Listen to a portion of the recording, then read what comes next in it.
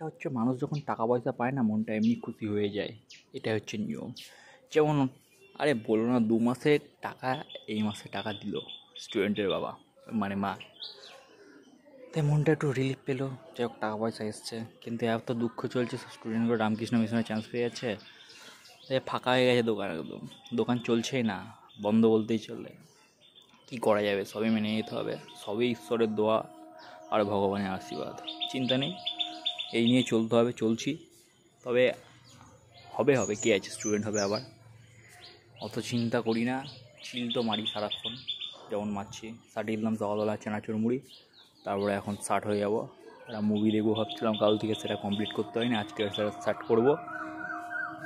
আর তারপরে স্নান টান করে আবার স্টাডি দেবো, ভাত ফাত, তারপরে আবার ষাট, তারপরে আবার খাওয়া দাওয়া কিছু একটা, তারপর রাত, তারপরে ষাট ষাট আর বাট, এই হচ্ছে খাট।